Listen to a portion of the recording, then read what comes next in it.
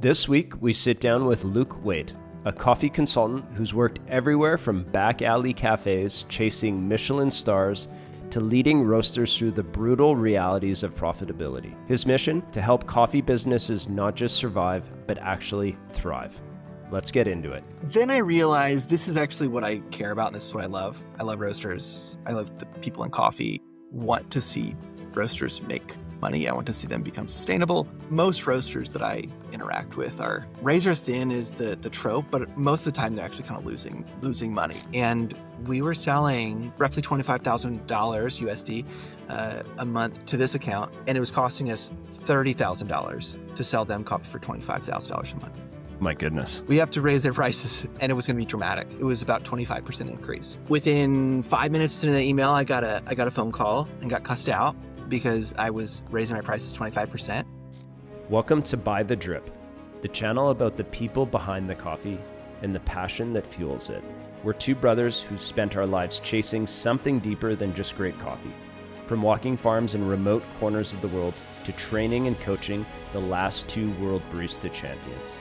I'm David Crosby, founder of Rosso Coffee Roasters, the roaster behind back-to-back world champion wins. And I'm with my brother, Cole Terode, founder of Forward Coffee, sourcing some of the most inspiring coffees from Panama and building lasting relationships at origin.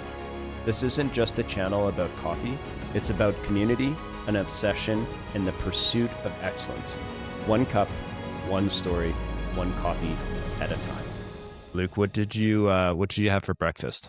Today's Thursday. So Thursdays I have I meet some buds for pastries. Local bakery. Sweet. What's your go-to pastry? The bakery we go to it's called Bolted here in Raleigh, North Carolina, and the pastry I always get is called a morning bun. And bun. Okay. Yeah, so it's like it's shrouded in sugar, and it's sort of like a cinnamon roll, and they have a little bit of citrus in there as well, so it's not terribly heavy. It's a beautiful little treat on Thursday mornings. Sweet. It's every Thursday you and your buddies get together? Yeah. So my wife and I, we used to do dates in the evenings, and we still do, but we really like going out for breakfast together. And so every Thursday we were like, let's go to this bakery, and that's going to be our date. And we kept seeing this older couple there. Their name's Jean and Susan. They're not married. They're just buds, and they get coffee almost every day.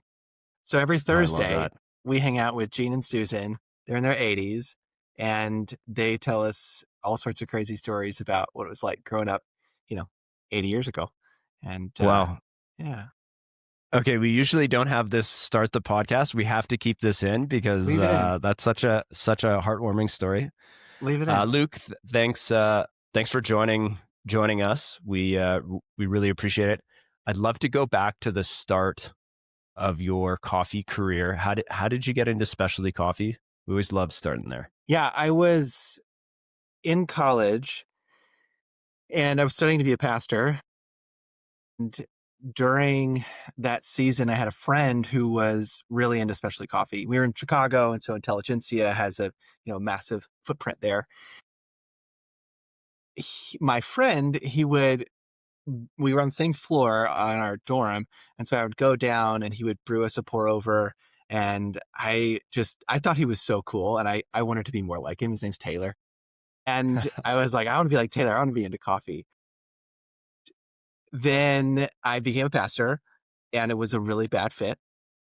And I don't go to church anymore and cuss like a sailor. Oh, wow. So we'll the church to coffee pipeline is a pretty direct line. Yes. That being said, when I decided I wasn't going to be a pastor anymore, I applied to every roaster in the city and got a job at a cafe roaster that no longer exists. And I was brewing coffee. I was about 2 months into my job there, and an importer walks in, and he was just talking me up about the coffee that I was brewing. And I was like, what's your interest in coffee? Because I didn't know he was an importer at the time. And he goes, oh, well, I import coffee. And actually, I imported the coffee you're brewing right now for me. And I was like, oh my God, this is like such an insane situation. And from that point, I realized like, wow, this is like a really global product, which like, duh, but I didn't know. Yeah, I was just like, it's right. coffee. Like we have it in the morning. And so from that moment forward, I was like, I think I'm in this thing. I think this is what I'm going to do with my life. So, so from that moment forward, I ended up um, working. We actually got acquired by another company because we were growing really fast. Our goal was to be the first Michelin-star cafe in the world, or there might be one in Europe. I'm not sure. Definitely the first in the U.S. And our whole team had worked in Michelin-starred restaurants, and so we were just like, it was a very intentional service environment. The coffee wasn't great, to be honest with you, but everything else Interesting. was like incredible. And we ended up getting acquired because we grew really fast, and the company that acquired us was not a company I wanted to work for. And from there, I worked at a different roaster uh, called Passion House Coffee. I was a barista for a little bit, and then managed a few of their cafes. And then I ended up um, doing education for them and built their education program. And then I moved into sales at another roaster in the suburbs of Chicago called Five and Hook, and loved it. They had no wholesale program, and so I was building from the ground up, and I didn't know what it meant to sell coffee, but I was learning and teaching myself. And then a friend of mine was leaving Metric, who was the salesperson at Metric in Chicago. And then I went to Metric and did sales for them. And COVID happens. And at that point, I was just happy to have a job, but I ended up doing a bunch of different stuff for them. I was doing sales. I was overseeing their cold brew company. We started a bakery while I was there. And the owners, both their names Dark and Xavier, they were like, this guy's good at operations. He's good at structural things. And that's where I was like, yeah, I think I am. And I started overseeing operations of their cold brew company, their bakery, their cafe, and their roasting company as well, and just fell in love with operations. And that's sort of my journey into coffee and the few years that led up to where we are today. I love that. Could we go back to the cafe that was trying to be the Michelin star? What kind of service was that? Frankly, so everything was made in house. Um, the so I'm talking like we would get raw tea products and we were like blending our own teas. Um, all of our bakery items we were trying to shift into making all of them our in-house, because what ended up happening was this company there was 3 or 4 different locations, 3 of them in Chicago, 1 in Champaign. And I think there was 3 different owners, and there was a split. Half of the owners uh, they didn't really care about service. They just wanted to sling coffee. And then the other half were like pretty serious about what they were doing on the coffee side of things. And so at that split was like kind of right where I came into the company, and all of our syrups were made in house. Um, we had this really unique location where it was about 600 square feet. It was really small footprint. We had no backstock. There was no bathroom, and it was literally just grab and go. But it was down this alleyway, and we had some tables set down in this alleyway downtown Chicago.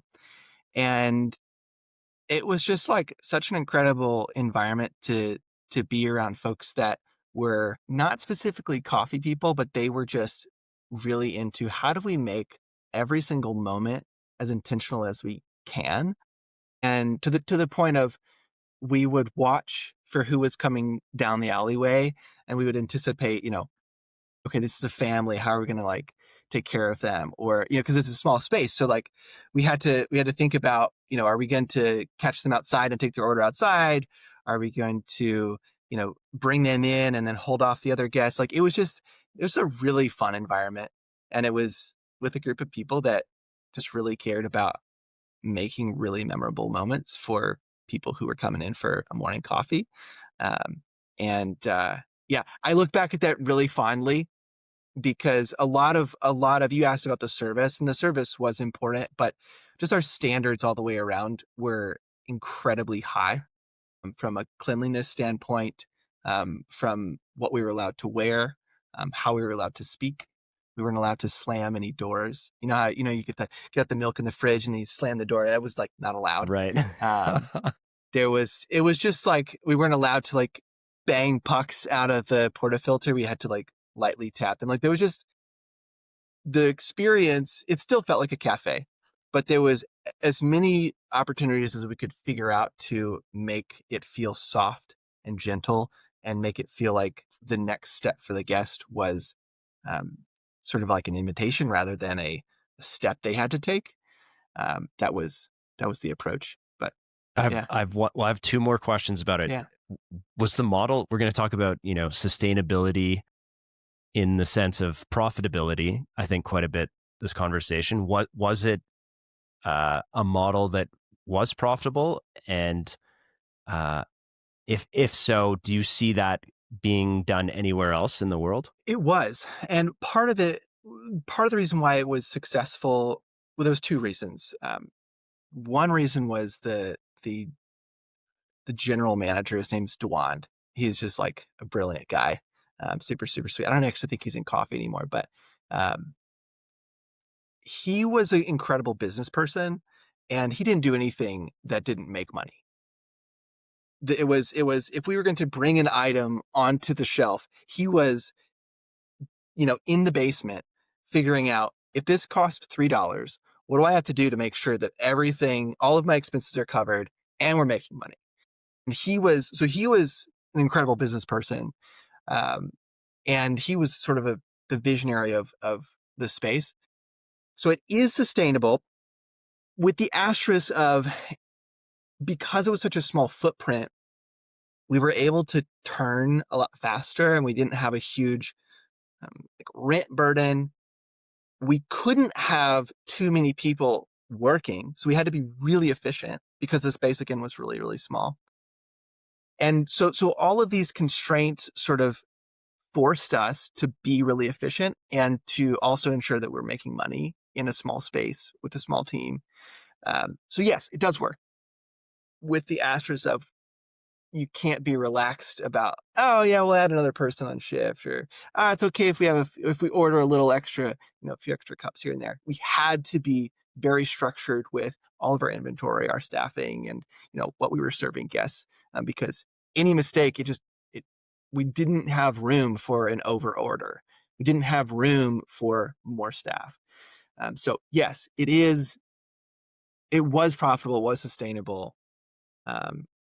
Do I see anybody doing that now? There is a cafe actually here in they're in Mooresville, North Carolina. I talk about them all the time. The company's name is called Fount, and they make everything in-house.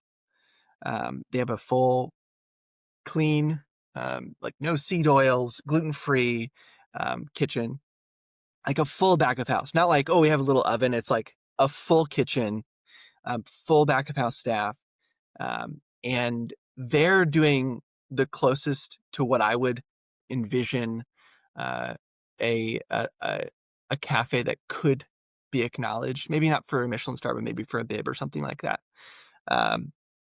And specifically, their service is the thing that like really stands out to me. And frankly, they're not cheap. Like when we go in there, I mean, they have coffees from, the Netherlands and Japan sometimes. And as a result, sometimes you're going to go in and spend $10 on a cup of coffee. But nobody complains and there's a line out the door. So I think it's possible. I think it does work, but you have to understand your model and your location and what you're trying to do. So I think that's a great transition to, you've done, it seems like you've done quite a few different roles in the industry. And when does like consulting, when does the idea of the book kind of enter into your headspace? And tell us that thought process. In 2021, I should say the end of 2020, my partner and I, we both get COVID like right before Thanksgiving in the US. So in like November time. And it was like COVID was spiking and everyone was like afraid that they were going to get COVID. And our entire company was like, okay, y'all, everyone has to go get tested because like it's bad. So we all get tested. I test positive. My partner tests positive. So we're sitting at home over Thanksgiving, and I ended up testing positive for like a month. And we're just looking at each other. We're like, do we want to be in Chicago? What if I didn't work in coffee? What if we did something totally different? And she was remote at the time. So we ended up buying a camper. I quit my job that I really, really enjoyed. I loved working for Metric. It was so fun. They they're a large reason for this company even existing. And just because of the trust that they'd placed in me when I was there. And I was like, all right, I'm just going to go full in on this little design firm that I started. I started a design firm like 4 or 5 years prior. And I was like, all right, I'm going to just go in and do some design work and be remote. And we're going to travel the country in our camper. And we're going to look for a new home. As a result, I leave Metric, and then people start reaching out to me, roasters that I was just friends with. And they're like, hey, can you help me with my pricing? Can you help me with thinking through what does a sales process look like? What does our wholesale program look like? And at the time I was thinking, well, I'll just help my friends out for free. And then I did it for 4 or 5 different companies. And I was like, I'm creating a lot of value here. I probably should charge for this. And that's when I was like, okay, I think I need to start this little consulting firm. And then just, I'll take clients when they come, and like, it's just not going to be a focus for me. And then I realized this is actually what I care about. And this is what I love. I love roasters. I love the people in coffee. Want to see roasters make money. I want to see them become sustainable. Most roasters that I interact with are razor thin is the trope, but most of the time they're actually kind of losing money, and they're essentially using all of their retail coffee to pay for their wholesale department, and it's just not a healthy business, and not something that can really sustain them long term. So I'm seeing this, and I'm realizing this is what I care about. This is what I love. This is what I want to do. These are the people that I want to help. In the design firm, we were working with people in coffee as well, but mostly on the green side of things. And as a result, I just kept kind of trying to figure out how can I actually help? What are the areas that are actual needs for roasters? And what does it look like for me to actually run a consulting firm that isn't just like, every other consultant that, goes on to Moo and orders some business cards that says consultant, behind their name. So a few months after the first couple clients I was working with, I was talking to my dad, and he told me, he's like, you need to meet with Don. And Don is one of his best buds. Don Baker. He does consulting for massive CPG companies. Think like Kraft Heinz, Purdue Chicken, massive CPG companies that fill your pantry. Those are his clients. So I took a meeting with Don, and Don starts to ask me, he goes, so tell me about your process. And I'm like, Don, I'm just like helping roasters. I'm helping to make more money. I understand the economics. And he's like, let me show you my framework. And I said, so he shares his screen. This is a virtual call. He shares his screen, and he goes through, and he's like, working with me is like imagine a house. And he's like, there's different rooms in the house. There's a marketing room, there's a sales room, there's an HR room. And he goes through this whole thing. He says, you have to have a framework so that when you're working with clients, they understand what room they're in. And so that when you actually, are we taking this room down to the studs? Are we repainting? Are we adding a window? What's happening in this room that we're in? And then he closes he stops sharing his screen and he looks back. He's like, so what's your framework, Luke? And I was like, I well, love shit. that. So this is about 4 or 5 years ago at this point, from today. And that's where the core 7 comes out of, is that conversation and realizing that I do need to have a framework for what are the structural pieces that are necessary to have a healthy roaster? And also, how do I conceptualize how I can help clients? So that's where the framework, that's where the impetus for the sort of structure came from. And I think you asked about why I started writing a book. Is that right? Yeah, but we can, why don't we go into the 7 so that people have like Okay. a brief overview of like what that means. And then Yeah. maybe we can go back to the writing the book, or we go through Sure. the book and then talk about writing the book, whatever way you want to chop it up here. Yeah. All good. Okay. So the first core is sales. And the way that I look at it is sales is a process. In the last sales role I was in, I was able to increase their conversion rate by, I should say their close rate, by 54%. The only reason is not because have the gift of gab or like I'm good at song and dance, smoke and mirrors. I'm not. I understand process, and I built a process, and then I ran the process every single time in the exact same way, and then made slight adjustments along the way. So my thesis was, like, we need to definitely have a process for how we're approaching sales. That's the first core, is sales. The second core is product. And this is everything that's not coffee. And sure, we're talking about coffee too in this core, but we have to understand that there's other things that we sell as a roastery that our wholesale accounts need. Cups, lids, maybe you sell Cafesa or, some type of espresso machine cleaner. There's other products that you sell, and we need to have a strategy for how we're thinking about what things are on our menu that are not coffee related. The next core is cash. And it sounds kind of silly, but we're literally just talking about, what is your plan with if we make this thing make money, what is your plan with that money afterwards? What are you going to use this energy you have created, because that's all cash is, just energy, to build your business and to grow it? What are you going to do with it? How do we manage this? How do we manage debt? How do we not over leverage ourselves? So that's the third core, is cash. The fourth core is green coffee. And I'm not an expert on green coffee. I can spot defects. I can, cup coffees and things of that nature, but I'm not a Q grader.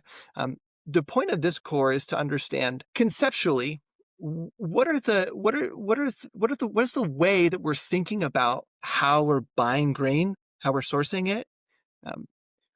What are the bumpers? Like, if you imagine a bowling alley, what are the bumpers that are, when you're a little kid and they raise the bumpers, what's the right and the left bumper in terms of how much we can spend, or what the quality we're looking for, or what is our thinking behind how we're approaching our green coffee in terms of, are we going to buy the same coffee every year? Are we going to be, score hunting? Like, what is the thinking behind it? So that's the fourth core. The fifth core is like your actual operations of your roastery. How does the thing function? Is it laid out ergonomically? Do you have the equipment necessary to fulfill orders in a way that is not just super time consuming? That's the fifth core, is how does the actual roastery itself function? Number 6, your people. And this one's, if you're a solopreneur, obviously this doesn't really count. But assuming you grow and you get to a place where you have a team, which most roasters that have any sort of scale have a team. So we need to have a way that we're thinking about, how are we leading these people? Because pretty soon you start a roaster, you roast some coffee, you get a couple wholesale accounts, then you have 4 or 5 employees, and then pretty soon you have 30 people running around. You are not a coffee roaster anymore. You're a people manager. And you need to get really good at developing people, leading people, and giving vision to them so they can understand what their role is in this machine that receives green coffee in the dock and puts roasted coffee out the front door. And the last core is your wholesale program. So any roaster that has any sort of meaningful scale typically has a wholesale program. And usually it's a result of, the bar down the street wants to carry our cold brew concentrate for a cocktail. And then you get the church down the way also wants to order. And then pretty soon you have 30 or 40 wholesale accounts. What does it mean for your roaster to have a wholesale program that they can resonate with versus just, we have these accounts that buy our coffee? What does training look like? What does retention look like? What does cultivation and sort of cultivating those key partners to help you grow? And so that's the final core. So it's sales, product, cash management, green coffee, roastery operations, people, and wholesale program. Okay, that's a lot there. But if you had to like rank order them, what do people mostly focus on of the 7? And then what should they be actually focusing on instead? Like the average roastery probably worries about their green in specialty, worries about maybe their green the most. And then, what they should be focused on is, I don't know, the dirty word profitability. Or anyways, give me your 1 or 2 on both sides. Yeah. What are they focused on? Right now, everyone's talking about green coffee because they're freaking out. But in normal times, rewind 4 or 5 years, maybe even just a year, they're typically focused on their wholesale program. And oftentimes it's because they see that as the opportunity for the greatest growth. That's the sort of avenue that makes the most sense. And I don't think that's wrong necessarily. I don't have any problem with the wholesale program being where your focus is, as long as you understand and are sure that you're making money on your wholesale program. Because just growing, this is the piece I think that kind of puts all this together, is that what is 10% margin, 10% net on $5 million? What is it? I'm putting you on the spot. You can have. Oh, you're asking me. I'm asking you. Say it one more time. So what is 10% net on $5 million? 10%. Well, my mind goes 50K. Okay, 50K. But run everyone through it, because I want to go deep here into like the revenue profitability side of things. So I love it. Okay, so walk me through. I have no idea. Say I just have I have no idea. Tell me. We're using napkin math, of course, and your business is different, and all the asterisks, and I'm not an accountant, and all the disclaimers. But if we take $5 million and multiply, let's do it 1 times million, 10, because that's easier math sure, for everyone to envision while they're driving or watching us. Okay, $1 million times 10%. It's $100,000. Now, what happens if we net 30% on the exact same amount of top line? So $1 million times 30%. It would be at 300K. Correct. Or 300,000, I should be saying. Correct. So we could actually sell, let's see, what would that number be? Let's say 750. Here we go. So what happens though if you actually sell $500,000 worth of coffee at 30% net? You end up with $150,000 worth of net. So you end up in a position where you're actually selling dramatically less coffee at much higher margins. Now we don't have to get a bigger space. Now we don't have to grow like a crazy amount to net the same amount. And I'm just using that as an example to say, the thinking is, let's grow our wholesale program. Cool. If we grow our wholesale program, but we're only netting, let's say most roasters that I work with typically when we start working together are between 6 and 8% net profit annually. So And when you're saying net profit, that's the end of the owner year, group, they're walking away with that money. That's like what's left over after everything is paid. correct. That is what's left over after everything is paid. That's a relatively stable company, is around 6 to 8% net. So if we keep growing that, if we, let's say, double in size, let's say $1 million, and if you net, again, we'll just say 8% again. If we say $2 million in revenue, and if we double that, say 8%, we're having to roast so much more coffee, and we don't end up with that much more net at the end of the year. And so the reason that this is such an important topic here is, if you focus on your wholesale program, awesome. Just make sure you're making money. Just make sure you're not just having to double your leverage, your risk exposure from the standpoint of, I need a bigger space, I need a bigger roaster, I need more people, I need more equipment. Make sure that your margins are in your favor so that as you grow, you're retaining actually more instead of just growing and having the same net margin as you grow. You don't want to tail your margin as you're growing. Does that make sense? Oh yeah, I think what are some key things that in the book you kind of write about this, some examples, and I think maybe you could list one or two of what people could help them like envision what would they do to action right away on improving their margin. Okay. So we're going to get in the weeds. We're going to get super deep in We're there. in the weeds. It's okay. And this is a core of what I do for folks, is we build pricing calculators for folks. The way that most roasters think about pricing is COGS, green, margin. Meaning COGS plus grain cost plus margin, now I have my price. And when we're talking about COGS, we're looping some things in there that are business related, but not everything. Maybe there's a little labor in the COGS section as well, but probably not.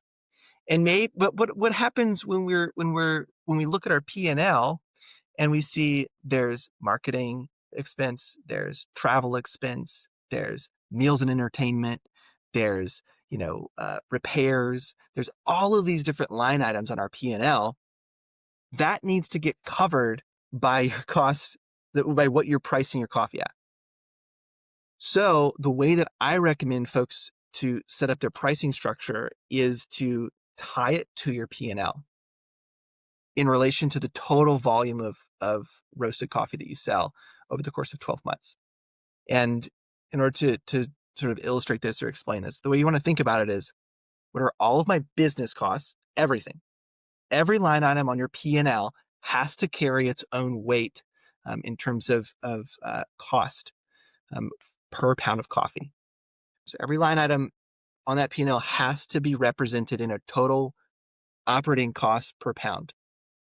Now we can add our grain cost, and then our label, and then our bag, and then our green loss or weight loss, and our shrinkage. Now we have a profitable price because we're saying, what are all of our business expenses, and then calculating our actual bag, our COGS. We're adding our bag, our label, our green coffee, our weight loss, and our shrinkage. Now we actually have a real hard number per pound that we have to price all our coffee at. So I know that's kind of a roundabout way of thinking about it. But I think what happened is, and I don't know if this is entirely true, but my instincts tell me that a lot of folks in coffee took from food, and the way that a lot of restaurants price their coffee is, what are all my ingredients times 100%? That's how, and we hope that we cover our costs, right? We hope that 100% covers our lights and the gas for the stove and HR and all these different elements, but that's not really a healthy way of building a pricing structure to make sure you're profitable. You need to make sure you have all of your expenses accounted for, then grain, then label, then uh, uh, shrinkage, weight loss. Now we have a real cost. Now we can add margin. If you walked into 10 roasteries, how many do you think have done this before? Generously 3, realistically 1. Why is like why do you think it's like profitability or revenue numbers? Like why is that kind of like a dirty word in specialty? Or why don't we talk about it more openly? Or maybe I don't see the content. Maybe it's out there more than I think. It's not. But why is it so like people are taking such extreme risk? And you mentioned it in the book, it's like we're taking extreme risks and the return on investment or return on that risk is so low. Like, Yeah. Why is it? It's like it almost gets demonized. I see, lots of like meme accounts making fun of like the gritty cafe owner when it's like, we run cafes. It's like it's very hard to make money. It is. It is. I think there's kind of 2 elements here. The first piece is my instinct is that people in coffee typically want to make. I'm sorry, my dog is barking. No, it's all good. It's all good. We've had lots of dogs on podcasts, so it's all good. She's so silly because she yeah. Anyway, that's an editing moment. I apologize. Okay, so your question is, why are we not talking about profit? Why is it a dirty word in coffee? And my instincts tell me 2 things. The first one is that I think that people are afraid of making money or talking about it from the perspective of, they want to make an impact. And if I am wildly profitable, which I think all business owners should be wildly profitable. If I'm wildly profitable as an owner, that means that I'm somehow cheating someone else. And I think that's the dissonance, is that if I'm making money, somebody else is losing it, or somebody else is being taken advantage of, which is not the case, in my opinion. I don't believe that needs to be the case. In fact, I think that you need to make money so that you can be generous.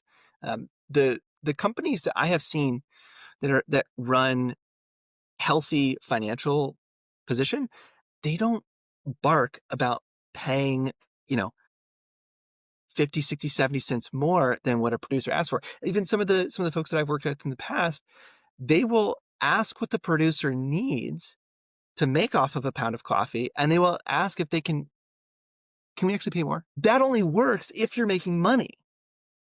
And so I think there's an element of like, we want to do good. And in our desire to do good, we have to be a poor, lowly, non-sophisticated a business owner, which is not the case. I don't think that roasters perceive that about themselves. But the point that I'm trying to make here is that if you want to make an impact, you have to put your own mask on first. There's a reason why they tell you that every time you get on to the airplane is because our instinct is, let's save other people first, which is beautiful and necessary.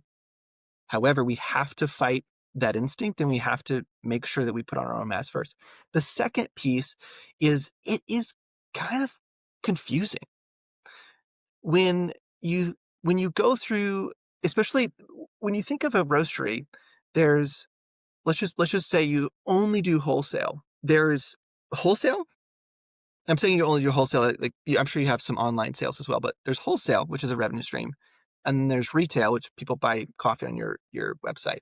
So there's 2 completely different revenue streams at 2 completely different price points, and one almost exclusively sells 12-ounce bags or 10, home use bags. And then the other one sells a completely different volume and then a handful of 12-ounce. And so it gets kind of confusing when we start to look at the numbers around, okay, well, how much labor actually goes into a 12-ounce versus a 5-pound bag? In the US, we use pounds. And then how do we make sure that we're making money? How do we make sure that we're not losing? It gets kind of confusing. And then when you start adding in additional items that you sell or potentially additional revenue streams like cold brew Or, you have internal cafes that you don't charge any margin. You just cost it gets really complicated. So I think those are the two things. We're thinking that we somehow get the exception and don't have to put our mask on first. And I think on the other side of it, I think it's that it's kind of confusing. It's not a simple, I bought green coffee for $5 and it cost me $1 to roast it. I'm now going to, mark up that. It's kind of confusing. Where does you kind of touched on this a bit earlier. Where does like the C market and the price of green, we probably have a lot of roasters listening, how do they deal with the increase in the price of the C market? So their COGS have gone up for some of them, maybe, 50%. How do they navigate those times while still, trying to be profitable, also while paying the producer what they deserve? How does that all kind of work through the lens that you see it? Yeah. It's tricky. I'm going to steal from a colleague and somebody I respect in Australia. His name's Caleb Holstein. He owns a company called Green Square. And he's been in coffee for a long, long time. And he said something that I really resonated with. And it's that we're putting 70 years worth of necessary price increases into a quarter, essentially. And as a result, we're sitting here being like, oh my God, we have to this is dude, we're going to have to tell our wholesale accounts that their cost is going to increase by, if we had been doing price increases along the way, like most other businesses, it wouldn't feel as dramatic. So that's the first thing. There's this company in Chicago. It's owned by Berkshire Hathaway, or they have a primary holding, and it's called C's Candies. Probably never heard of it. No, I'm a Berkshire Hathaway shareholder, so I have heard of it.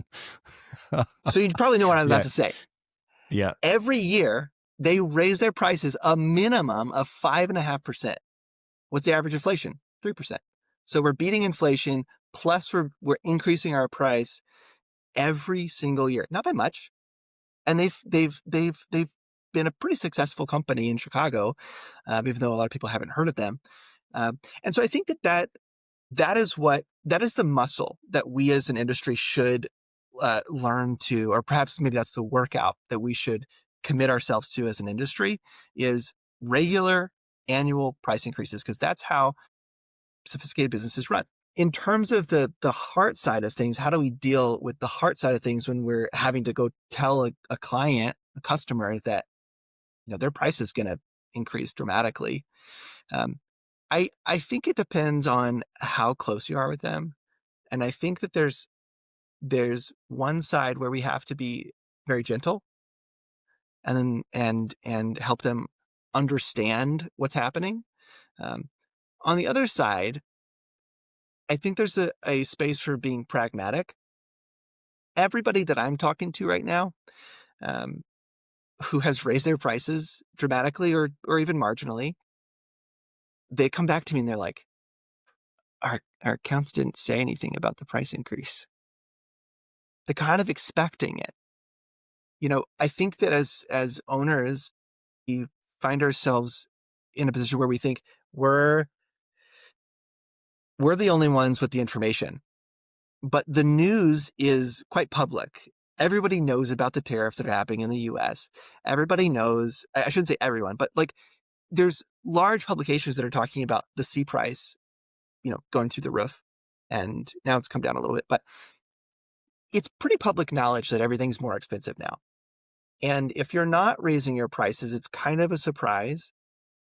So I think there's two pieces. You have to bring some accounts along who maybe don't know. And then on the flip side, you just need to be pragmatic with your accounts. If this is what it costs, you run a business, I run a business. This is what it takes to buy our coffee. And frankly, if you're not making money off of an account, you probably shouldn't have them. What you're saying rings so true. We just, a month ago, we just raised our prices, and you're always so nervous about changing pricing and the backlash. And, you don't want to also you feel like you're causing inflation and everyone's feeling it everywhere with everything. But it comes back to it's got to be profitable. We got to support everyone that, all of our stakeholders, which is staff, producers, everyone here. And it just like you said, it wasn't nearly as tough a conversation with wholesale clients, with people coming into the cafe seeing, and it was a $3 Canadian dollar, which is like $1 American, but no, $3 Canadian increase on a retail bag of coffee, which is the most we've ever done in one go. But people were understanding, and if you're doing a good job, people want to support you. So I think just everything you said really, really hits home. Yeah. Yeah. And I would even say Where? too, that's how it, oh, I'm sorry, but No, you go ahead. no, I just to wrap that, that's how it's always been. I had an account one time, and I did a pricing audit for a roaster, and I was doing operations for them, and they were a distribution company, or they were distribution, they were a distributor. They had a bunch of different cafes. They would outfit them with, grinders and espresso machines and the works, and we would sell them coffee, and then they would sell coffee to their accounts. And we were selling, roughly $25,000 USD a month to this account, and it was costing us $30,000 to sell them coffee for $25,000 a month. My goodness. So I did this pricing audit, and I'm like, shit, we have to raise their prices. And it was going to be dramatic. It was about 25% increase. Sent the email over, just so you know, your price is going to go up in 30 days. This is what they are. This is why. Within 5 minutes into the email, I got a phone call and got cussed out because I was raising my prices 25%. And I said, that's totally fine. He said, how you're ruining our partnership. I said, I'm sorry to hear that. They kept buying at the higher price point for years. So the point that I'm trying to make is, yeah, it's probably going to be tough. There's going to be some relational strife. You need to make money. I want you to make money. And even the people that are going to be upset, they're probably going to realize they were getting a steal before. Yeah, it's something we all have to go through, and I think going head on, like directly at it's really important. And if it's a relationship with someone, they want to support you too. We all want to do business with great people, so they should be wanting there to support you.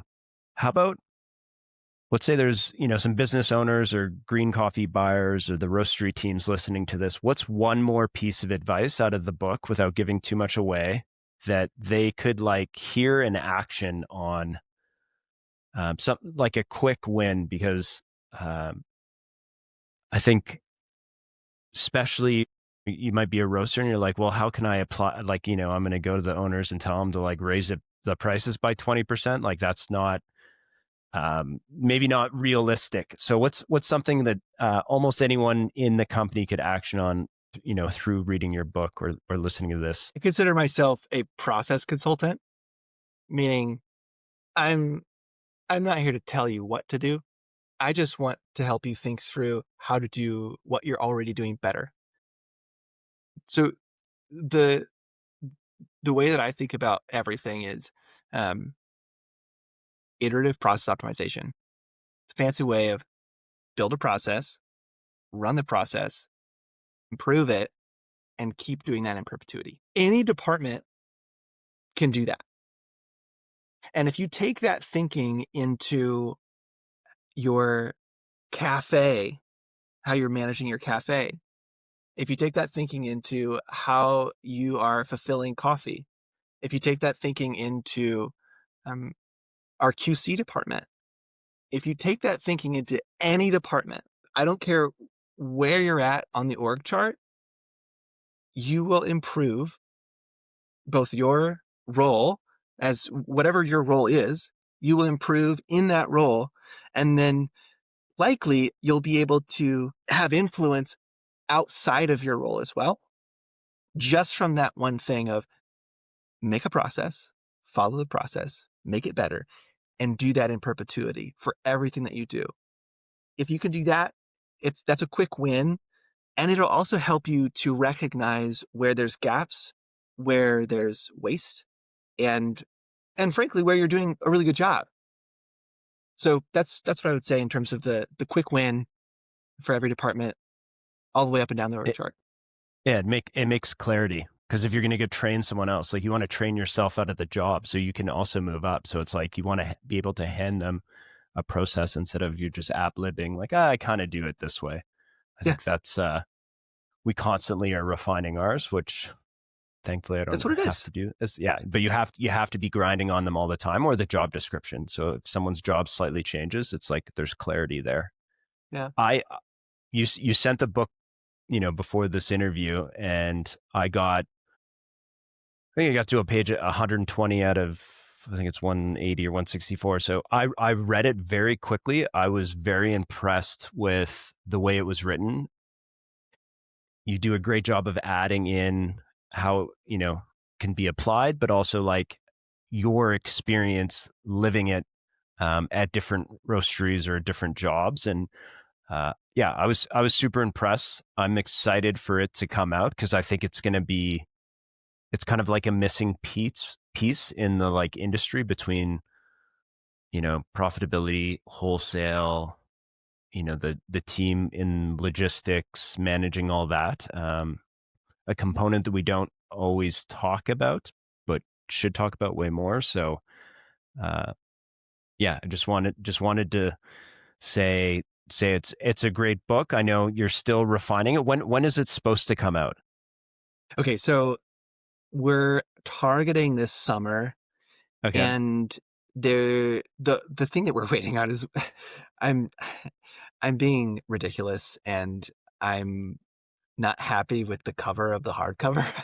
And so Okay. Yeah. I'm going through the process of figuring out a different source for what the cover actually feels like, because I love books. I like books that I keep for a long time, and so I want it to be a book that folks want to hold in their hand and enjoy the pages as they turn. And so I wish I could give you a hard date. It's going to be summer is when it's going to be. And let's go through the process of writing a book. What does that look like? How hard is it? How long have you been doing it? Give us the Cole's notes on it. Yeah. Okay, so I didn't want to write a book. I was going to write 7 booklets. And what ended up happening was as I was building the framework, I started recording Instagram videos. And my dad, I was flying through Chicago, and we went and we shared a cup of coffee at a fast food place. And he was like, what are you doing? And I was like, what do you mean? And he was like, you got to have a place for all this stuff to live. And I was like, Dad, you don't know what you're talking about. Instagram is the future, Dad. Get with it. And he was like, no. You need to have one place where all of your thinking lives. And I was like, you're crazy. I'm not writing a book. And I was on my way to SCA. I came back, and like 2-3 weeks later, I was like, he's right. I have to write this out. So that's when I started to write out the framework. And it's been actually really helpful in further fleshing out my thinking around the core 7. And when I set out to write it, I was going to write 7 booklets, and they were going to be short and practical. And then I got through the first core, and I was like, this is a lot more than a booklet, but it's too much for a booklet, but it's not enough for a book. So maybe I'll just write all 7 in one. So that's what I started to do. So I wrote out the rest of the cores, and it took me, on the writing side of things, it took me, I think it was like 18 months. And I would just, every Wednesday morning from 9 o'clock till about 1, I would go to the cafe I mentioned earlier, Fount, and I would write, and I would get a cup of coffee, and then I would get an espresso afterwards, and then maybe lunch. And then around 1, I would call it. So that was sort of the process, was just, I'm going to go to Fount every Wednesday until this thing is done. And I chose to do it the hard way, meaning I chose to self publish and self distribute. And I went through the process with a couple of publishers and talked to them, and it was just like I'm essentially cutting them in on a book that is for a very niche industry. And there's like 8 to 10,000 roasters in the United States. Like, how many of these books am I actually going to sell? And so for me, I was just like, it doesn't make sense to go through a publisher and then them to have some type of control over the end product and control over the pricing or the distribution. So I said, I'm just going to do it all myself. And yeah, so that's been the process so far, and kind of the approach. And do you have some like KPIs for yourself on like how many you want to sell, how many podcasts you're going to go on, anything like that? Or is it just Yeah. like, it's I have a just magic lead number. generation? Yeah. What do you want to say it or no? Sure. I mean, it's 192. I need to sell 192 for me to be able to Oh, man, pay you're for. going to do that. I That's hope no so. problem. I hope I think so. you can do it. Yeah. So that covers the first print, and then we'll see. We'll see about that. Did you think you were always like, if you talked to yourself 10 years ago, would you be like, I'm going to write a book? And did that ever cross your mind? Yeah. I mean, I so I went to Bible school, and the core piece of our academic career was writing. It was really common to write, 10-page research papers in almost every single class, at least in my program. That's what it was. And so writing was just like something that I got really familiar with. And then also, I will say, when I started school, I was a terrible writer. I was so bad. And then I had this professor named is Karen Hecht, and I think I got a D- in her class. Like, I barely passed it. Okay, yeah. But I learned so much from her. And all that to say is, like, at that moment, I had no intention or idea that I would ever write a book. Towards the end of my school career, I was like, I think writing is a part of my life. I've started writing like 3 different books, and it just never took. And this was the only one where I just like kept going, and it turned into 100,000 words and a couple hundred pages, and here we are. And one more question about writing the book. Are you like, how does that like physically happen? Are you just like brainstorming and then you start to like write the words? Like how does that process actually work? Or do you think like, okay, today I got to get a chapter done. Like I've been kind of last couple Wednesdays haven't been going as hard as I should, and whatever comes out, comes out? I would be lying to you if I said I had a real good structure for it when I started. Chapter 1, I didn't have an outline for, and I was just like flowing. And I had to go back to it and restructure it and get rid of a bunch of stuff because it just it didn't have a good structure to it. In terms of like the day-to-day KPIs, if you will, I was pretty loose early on. And then once I got to like 60,000 words, I was like, okay, I think I need to start actually monitoring how much I'm writing every single Wednesday. And from that point on, I didn't have a word goal. I had a date in mind. I was trying to release this at SEA this year, and so my goal was like, I need to get everything completely written by December. And so I backwards engineered it, because I think it was like 60,000 words in like September of last year. And so I was like, all right, I need to write X amount every single week to get there by December. So when I started, it was just kind of like writing, flow of thought. And then chapter 2 through, I guess there's actually 9 chapters. Those had outlines, and it was just much easier to write, and it was much more structured for those. So yeah. Where can people, pre-orders are live right now, correct?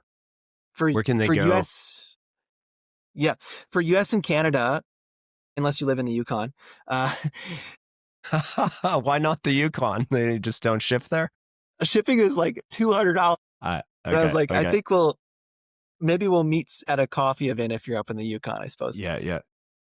And I'll give you one personally. So yes, US and almost all of Canada is live for pre-orders. If you live outside of the US or Canada, I'm happy to sell you one, but we just have to kind of uh, just reach out to me directly, and we can figure out logistics and all that jazz on that end of things.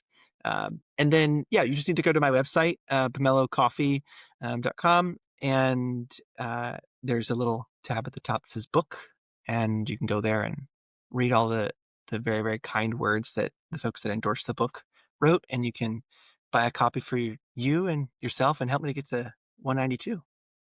Okay, we're gonna buy some and we're gonna give some away. So I love it. Oh, that's super sweet.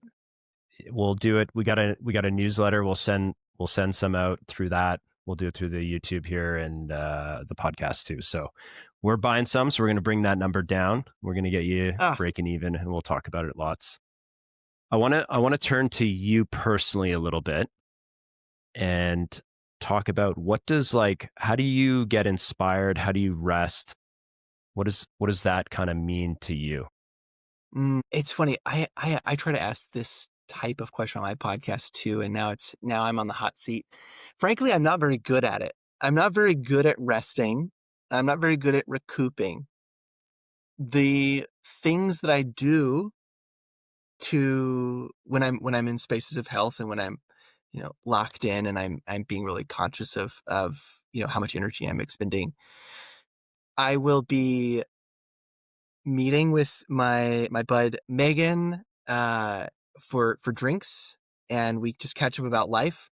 So a lot of personal connection, and I will also meet with my buddy Jordan here, and so a lot of personal connection refuels me. Just one-on-one time with people, and then another piece is food. I absolutely love food. I think if in a different life, I would be a chef, but I can't handle the hours or the heat. But I love food, so I'm a bit of a foodie. So I like to make food for my partner and I. But then also, I just love to go to restaurants and experience new things, different types of food, and so those are kind of the two areas: is one-on-one interactions with folks and food with people that I love. If you could go to any restaurant in the world, where would you want to go? Oh goodness. We said before we left Chicago, my partner and I, we said we're going to go to Alinea before we leave Chicago. And then COVID happened and they were doing like takeout. And I was like, this is not going to be my Alinea experience. I'm not doing a takeout Alinea. So that's still on the list. It's still on the list of places that I need to go. I know it's a bit of a well-known one, but that's definitely on the list. No, it looks amazing. What's something you believe in that would be like controversial or that other coffee professionals like wouldn't believe in? Oh goodness. I mean, one of them is my approach towards pricing. Every time, yes, literally every time that's not true. There's been one time where I built a calculator for somebody. The owners were like, "This isn't true. That's not my cost." So that one is definitely one, but that's not. I'll give you a different one. I don't know if this is necessarily controversial, so we could stick with the first question or the first answer if it's better. But the thing that I think about often is the cleanliness of your entire space is indicative of how well the business itself runs. I've never been into a clean space I'm sorry, I've never been into a dirty space that was also well run. And I don't know if that's controversial necessarily, but that's my take, and probably will make people unhappy. No, it makes sense. It's like how you do anything is how you do everything. And a lot of people, Martha Beck. yeah, it's like they just don't quite follow that. They do it when it's being viewed, or it's like, what are you doing when no one's looking? Yeah. That's another big one. And What does your fridge same look kind of like? mindset. Mine's full of wine, so that's good and bad. I don't know what that says, No, but I mean like from like cleanliness standpoint, like in yes, yeah, in yeah, your yeah, yeah, roastery or in your space, if there's just spills everywhere, yeah, we can do better. yeah. Well, I might have to go clean our fridge here at the office. Where can people find you online? Yeah. I guess what's next for you, and then where can people find you online to connect and all your details? Cool. Yeah. So I am somewhat active on LinkedIn, just Luke Waite on LinkedIn. I'm also on the socials on Instagram. My personal one is Luke D. Waite. I post more like wine, dogs, and skiing things there. And then Pomelo Coffee Consulting is the business account where we keep folks updated on where we're at, what the happenings are. In terms of what's next, uh, there's really there's one kind of new thing. Obviously, the book's coming out this summer, but I started running an owners cohort about it'll be a year in June, and they're 6 month long, and we have another one starting in June. It's been really, really interesting to put a group of roasters into a virtual room together and see what conversations they come up with.